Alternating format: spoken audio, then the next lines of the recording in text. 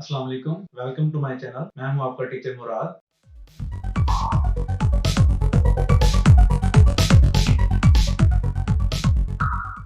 ये Laravel CRUD की video का सेकंड पार्ट है।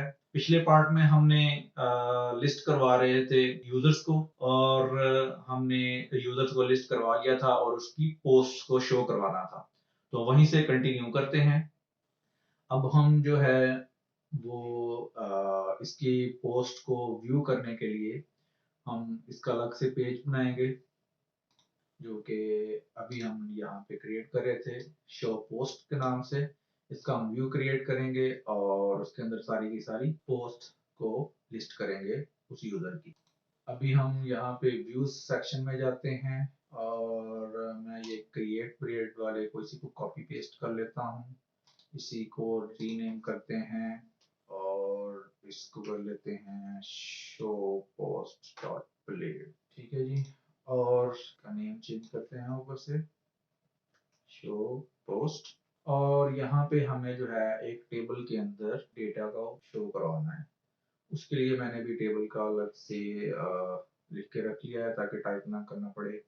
यहाँ पे ये मैंने यहाँ पे इसका टेबल जो है वो बना दिया है, जिसमें आप देखेंगे आईडी, टाइटल, डिस्क्रिप्शन और एक्शन। और यहाँ पे मैंने फॉर ईच लगा के ये पोस्ट का जो वेरिएबल हमने पास किया था इसको, वही मैंने इसको यहाँ पे ये वाला इसके ऊपर फॉर ईच लगा के मैंने सारी की सारी पोस्ट को यहाँ पे शो करवा रहा हूँ। यहाँ पे हम आईडी, टाइटल और डिटेल शो करवाएंगे और फिर साथ में दो बटन मैंने शो करवाए हैं एडिट और डिलीट के लिए। एडिट के लिए मैंने अलग से जो है वो एक यूआरएल बनाई है और डिलीट के लिए ये अलग से राउट बनाया हुआ है। तो ये भी जाके क्रिएट करते हैं, web.php में जाते हैं और यहाँ पे हम इसके एडिट और डिलीट के राउट्स क्रिएट करते हैं। ये तीन राउट्स मैंने क्रिएट किए हैं, जो कि अभी आपको फर्दर मैं एक्सप्लेन करता जाऊंगा साथ साथ जैसे जैसे यूज होते जाएंगे। ये डिलीट का भी आपको बता देता हूँ कि डिलीट जो है इसकी टाइप डिलीट होती है और इसके अंदर हम स्लैश पोस्ट और स्लैश यहाँ पे उसकी आईडी पास करते हैं ऑप्शनल पैरामीटर में, जो पोस्ट हमें डिलीट करनी होती है। और इसके लिए जो है ना वो डिस्ट्रॉय नाम का फंक्शन भी बनाएंगे इसके कंट्रोलर के अंदर। और इसके अलावा अपडेट के लिए जो है वो पुट या पैच, इसमें से कोई फंक्शन हम यूज करते हैं। तो यहाँ पे मैंने पैच यूज किया है, पुट भी यूज कर सकते हैं। पुट और पैच में मेनली डिफरेंस क्या है? पुट जो है उसके अंदर हमें सारे के सारे टेबल का डेटा प्रोवाइड करना होता है, यानी कि जितने भी हमारे पास फील्ड हैं उन सब का डेटा प्रोवाइड करना होता है। पुट का मतलब होता है चीज को यहाँ वहां पे आप पूरी की चीज को उठा कर रख रहे हैं। और पैच का मतलब है कि आप पार्शली जो है ना वो सारे के सारे फील्ड की बजाय उनमें से चंद फील्ड्स को जो है ना वो अपडेट कर सकते हैं, वो पैच कहलाता है। पैच मतलब आप कहीं पे कोई पैच लगा रहे हैं जैसे एक चीज के अंदर। तो ये मेन डिफरेंस है पुट और पैच के अंदर। तो दोनों मेथड ही आप अपडेट के लिए यूज कर सकते हैं। अगर आप सारे के सारे टेबल को ही अपडेट करवाना चाहते हैं तो पुट यूज कर लें, अगर उसमें से पार्शली यूज करना चाहते हैं तो पैच कर लें। पैच के अंदर भी आप सारे के सारे टेबल को अपडेट कर सकते हैं, कोई रिस्ट्रिक्शन नहीं है। लेकिन पुट के अंदर आपको सारे के सारे फील्ड को ही अपडेट करना होता है। यहाँ पे मैं पैच यूज कर रहा हूँ, उसके लिए भी आपको यूआरएल जो बनानी होती है वो इसी तरीके से होती है, पोस्ट स्लैश, उसके बाद उसके आईडी साथ में पास करनी होती है आपको। इसका भी हम फंक्शन अपडेट के नाम से कंट्रोलर में बनाएंगे। और ये उससे पहले आपको एडिट के लिए अलग से जो है आपको एक डेटा शो करवाने के लिए फॉर्म के अंदर राउट बनाना होता है कि जैसे आप एडिट पे क्लिक करें तो सबसे पहले जो पिछला डेटा हो उसको वो देख सके, वो फॉर्म के अंदर शो करवाना होता है आपके फॉर्म के अंदर उसको कि ये डेटा ऑलरेडी पहले था। और फिर वो उसको चेंज करता है और चेंज करके फिर वो अपडेट पे क्लिक करेगा और फिर अपडेट पे क्लिक करने के ऊपर वो डेटा हम जो है वो डेटाबेस में अपडेट कर देंगे। तो पहले वो फॉर्म के अंदर शो होगा डेटा, फिर हम उसको अपडेट करवाएंगे। तो ये उसके लिए राउट्स यूज होंगे अपडेट के लिए दो, ठीक है, और ये डिलीट के लिए राउट मैंने बनाया है। तो अभी के लिए हम क्या करते हैं कि फंक्शन इसके अभी बनाते हैं, पहले हम इसका शो पोस्ट वाला कंप्लीट कर लें। ये मैंने राउट्स बना दिए हैं, इसके अंदर डिलीट का राउट बना दिया है और एडिट का राउट बना दिया है, जो कि इसको अगले पेज के ऊपर लेके जाएगा और जो हमने एडिट करनी है उसमें से पोस्ट, वो उसके डेटे को दूसरे राउट से उठा के शो करवाएंगे। अभी आपको मजीद क्लियर हो जाएगा जैसे हम इसका फंक्शन बनाएंगे। मैं इसके शो करवाता हूँ ब्राउजर के अंदर जाके, रिफ्रेश करते हैं इसको। व्यू पोस्ट के ऊपर मैं क्लिक करता हूँ। ओके, वो कह रहा है शो पोस्ट नॉट क्रिएटेड, हमने जो है वो व्यू क्रिएट नहीं किया शो पोस्ट के नाम से। ये एक्चुअली शो पोस्ट था जो हमने लिखा और यहाँ पे हमने शो पोस्ट के नाम से बना दिया है।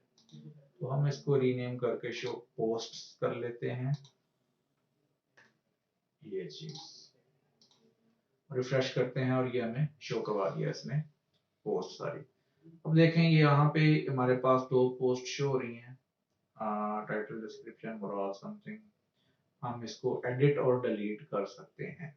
एडिट करने पे हमें एक यूआरएल शो कर रहा है post/1/edit और यहाँ पे हमें कर रहा है post/2/edit। तो ये कैसे शो कर रहा है, हमने यहाँ पे पोस्ट स्लैश उसके बाद ये बनाई उसकी आईडी पोस्ट की और स्लैश एडिट, और ये वाला राउट जो है इसको यूटिलाइज कर रहा है। पोस्ट स्लैश यहाँ पे उसकी पोस्ट की आईडी आ जाएगी और ये एडिट, ठीक है। और ये एडिट का फंक्शन कॉल करेगा पोस्ट कंट्रोल के अंदर। इस फंक्शन को भी जाके हम बनाते हैं फिर यहाँ पे ये फंक्शन बनाते हैं ऐसे। इसके अंदर क्या किया, जो हमने आईडी इसने पास की थी वो मैंने आईडी ली, यहाँ पे मैंने लिखा पोस्ट और फिर एवोल्यूशन ऑपरेटर और ये फिर फाइंड फंक्शन। फाइंड फंक्शन क्या करता है, लारावेल के अंदर उसकी आईडी के साथ मैच करके एक रो जो कि उसको प्राइमरी की के साथ मैच करता है, सॉरी प्राइमरी की के साथ मैच करके उसको वो एक रो रिटर्न कर देता है वापस। यानी कि यहाँ पे एरे रिटर्न नहीं करेगा बल्कि एक रो रिटर्न करेगा अपनी उस प्राइमरी की के साथ मैच करके। तो यहाँ पे हमने जो इसको पैरामीटर के अंदर पास करना है वो हमें इसको हमेशा प्राइमरी की ही पास करनी होती है फाइंड फंक्शन के अंदर। और फिर हम ये ऐसे ये आईडी हमने पास की है इसको पोस्ट की, और इसने पोस्ट की जो डिटेल है वो गेट की है, और फिर हमने एडिट पोस्ट के नाम से एक और व्यू बना के उसको हमने ये पास कर दी है। एडिट पोस्ट के नाम से भी अभी हम जो है वो एक अलग से व्यू बनाते हैं। इसी शो पोस्ट को कॉपी कर लेते हैं, इसी को रीनेम करते हैं और ये वाला मैं डेटा रिमूव कर लेता हूँ टेबल वाला।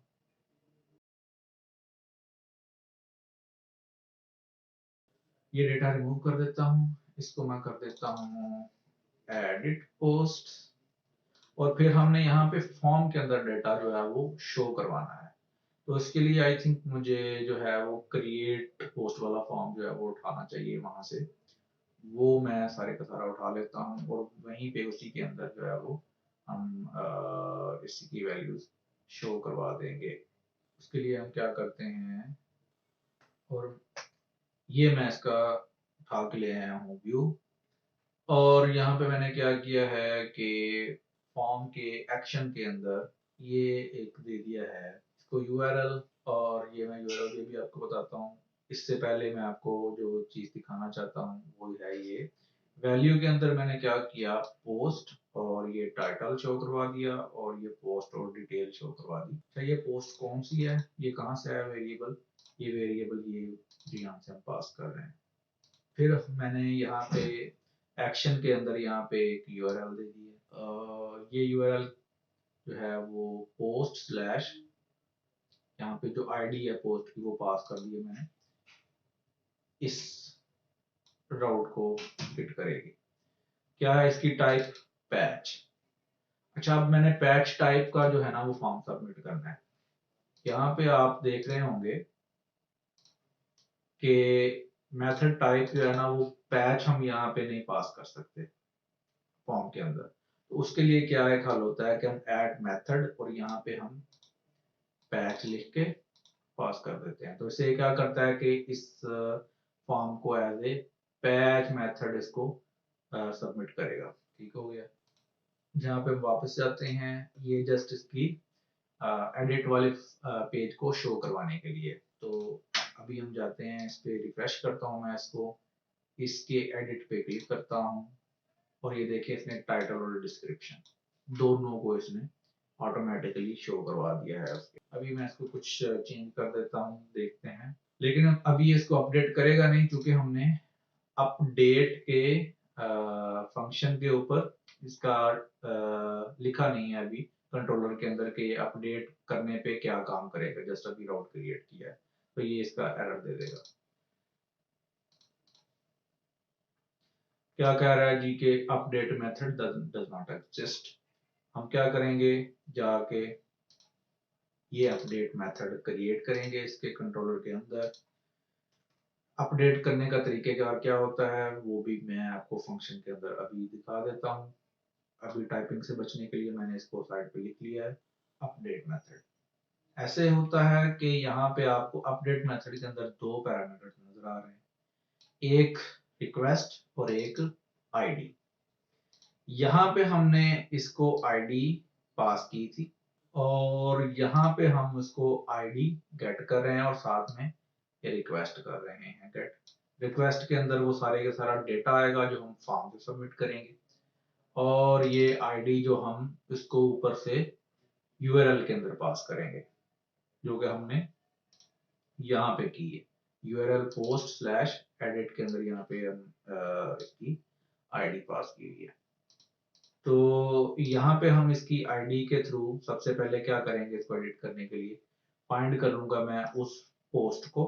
ठीक है, यहाँ पे मेरे पास वो पोस्ट का डेटा आ गया है जिस पोस्ट को मैं एडिट करने जा रहा हूँ या जिसको अपडेट सॉरी करने जा रहा हूँ। उसके बाद मैं उसका कॉलम नेम यहाँ पे लिखूंगा और इसको इक्वल टू करूंगा जो मेरे पास पीछे से फॉर्म से डेटा आया रिक्वेस्ट के अंदर और इसके अंदर टाइटल के नाम से फॉर्म से सबमिट किया था मैंने। और फिर पोस्ट के अंदर कॉलम नेम था मेरे पास डिटेल और फिर मैंने इसको बराबर कर दिया रिक्वेस्ट के यानी कि फॉर्म की डेटा के डिस्क्रिप्शन के नाम से वहां से आ रहा था जो कि यहाँ पे हम देख भी सकते हैं। यहाँ पे नेम दिया हुआ है डिस्क्रिप्शन, मैंने DPSC शॉर्ट में। तो ये मैंने इधर इसके बराबर कर दिया और फिर मैंने इस वेरिएबल को स्लैश ये सेव फंक्शन मैंने कॉल किया। तो ये क्या करेगा कि डेटाबेस में इन दोनों फील्ड के अगेंस्ट इसके डेटा को अपडेट कर देगा। अब ये जैसे ही इसको अपडेट करेगा इसको ट्रू या फॉल्स रिटर्न करेगा वो। और मैंने इस फंक्शन लगाया कि अगर ये ट्रू है तो return back with status post updated. इस तरीके से ये इसको अपडेट कर देगा।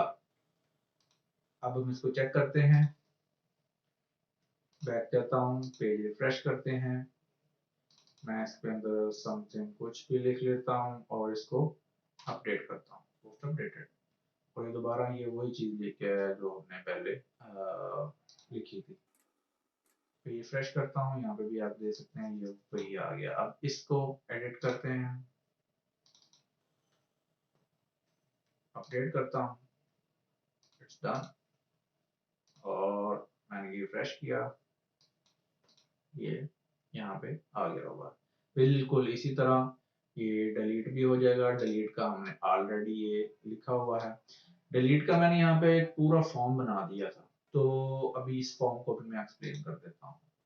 डिलीट के लिए आपने एक ये राउट लिखा था जिसकी टाइप थी डिलीट। उसमें हमने उसको पोस्ट और स्लैश फिर एक आईडी पास करनी थी पोस्ट की और उसके लिए ये डिस्ट्रॉय फंक्शन हमने लिखना है अभी। तो इस यूआरएल को मैंने हिट किया है और मैंने इसी के अंदर इसका फॉर्म क्रिएट कर दिया है। फॉर्म का जो मेथड है वो या ऐसे मैंने इसका डिलीट कर दिया है और यहाँ पे मैंने इसकी पोस्ट स्लैश आईडी पास कर दी है। मेथड इसका पोस्ट था, हम इसको डिलीट नहीं कर सकते थे, उसके लिए मैंने ये मेथड का सहारा लिया और इसको पोस्ट सॉरी डिलीट के अंदर बदल दिया। और फिर ये फॉर्म जो है ये ऐसे सबमिट हो जाएगा इस राउट के ऊपर एज ए डिलीट। और ये क्या करेगा, इसको इस कंट्रोलर से इस फंक्शन के ऊपर ले जाएगा जहां से हम इसको डिलीट कर देंगे। अभी जाके हम डिस्ट्रॉय फंक्शन लिखते हैं इसके अंदर, कंट्रोलर के अंदर। ये भी फंक्शन मैंने लिख लिया है। फंक्शन हम ऐसे बनाएंगे, पब्लिक फंक्शन डिस्ट्रॉय, और उसके अंदर ये आईडी पास करेगा, ये ऑप्शनल पैरामीटर के तौर पे यहाँ से। और फिर हम क्या करेंगे, बिल्कुल वैसे ही जैसे हमने अपडेट के अंदर फाइंड किया था पहले उसको, और फिर जस्ट इसका डिलीट फंक्शन कॉल कर देंगे हम, और फिर रिटर्न बैक कर देंगे पोस्ट डिलीटेड के मैसेज के साथ। अब हम जाते हैं वापस, और यहाँ से मैं पेज रिफ्रेश करता हूँ, और इसको करते हैं हम डिलीट, और ये पोस्ट डिलीट हो गई है, पोस्ट डिलीटेड यहाँ से गायब हो गई। तो इस तरीके से हमने देखा कि डिलीट कैसे काम करता है, अपडेट कैसे काम करता है। अपडेट थोड़ा सा लेंथी था, हमें पहले डेटा शो करवाना होता है, उसके बाद उसका राउट अलग से बनता है, उसके बाद हमें उसका जो है वो शो करवाने के लिए डेटा अलग से एडिट के अंदर राउट बनाना पड़ता है, और फिर उसको बकायदा पुट या पैट के थ्रू अपडेट करवाना पड़ता है डेटाबेस के अंदर। डिलीट के लिए आपको जस्ट एक ही राउट बना के उसको डिलीट करवा देना है। और इंसर्ट का हमने भी देखा, सिंपल ही था, एक फॉर्म क्रिएट का था, एक क्रिएट फॉर्म फॉर्म शो करने के लिए क्रिएट का था राउट, और दूसरा उसको स्टोर करने के लिए था। तो दो फंक्शन बने हमारे पास क्रिएट के लिए। अपडेट के लिए हमारे पास तीन फंक्शन थे, डिस्ट्रॉय का हमारे पास एक फंक्शन था, और इसके लिए हम देख भी लेते हैं एक नज़र दोबारा। एक डिलीट का था, ये भी हमारे पास इसको एक्चुअली डेटाबेस में अपडेट करने के लिए था। ये हमारे पास डेटा गेट करवा के शो करवाने के लिए था, और ये जस्ट उसको जो है ना वो पोस्ट के फॉर्म के ऊपर लाने के लिए था। ये हमारे पास जो था वो स्टोर करवाने के लिए था इंसर्ट के अंदर, एक्चुअली जब न्यू क्रिएट कर रहे हैं। और ये हमारे पास राउट उसको फॉर्म को शो करवाने के लिए था क्रिएट के। अब ये जितने भी राउट्स हैं, इन सभी राउट्स को हम अलग अलग डिफाइन करने की बजाय एक ही राउट के अंदर भी डिफाइन कर सकते हैं। इसको रिसोर्स राउट बोलते हैं। हमें जस्ट लिखना है उसको रिसोर्स, और उसके अंदर इन्हीं नेम्स के साथ एग्जैक्टली जैसे कि अभी हमने बनाए हैं, और इन्हीं फंक्शंस के साथ वो ऑटोमेटिकली वो उसको अज्यूम कर लेता है कि ये वाले फंक्शंस और राउट्स होंगे, एग्जिस्ट करते होंगे, तो हम उसको बोलते हैं रिसोर्स राउट। और इसी तरह बिल्कुल रिसोर्स कंट्रोलर भी होता है, जैसे हमने ये फंक्शन खुद जो है वो क्रिएट किए हैं कंट्रोलर के अंदर। हम इसको रिसोर्स कंट्रोलर करके करेंगे तो इन्हीं नेम्स के साथ वो इसको फंक्शंस को भी क्रिएट कर देगा, और इसी नेम के साथ वो रिसोर्स राउट भी क्रिएट कर देगा। तो हमें अलग अलग बनाने का मकसद ये था कि हम इसको ज्यादा डीपली जो है वो अंडरस्टैंड कर सकें, और फिर जब एक ही कमांड के साथ आपको यही वाली फंक्शनैलिटी लारावेल प्रोवाइड कर सकता है रिसोर्स राउट और रिसोर्स कंट्रोलर के साथ। ये था हमारा लारावेल का थ्रेड। आई होप कि मैं आपको इसको अच्छे से समझा सका हूँ। अगर कोई चीज़ कोई क्वेश्चन हो तो आप कमेंट सेक्शन में पूछ सकते हैं। Thank you for watching. Allah Hafiz.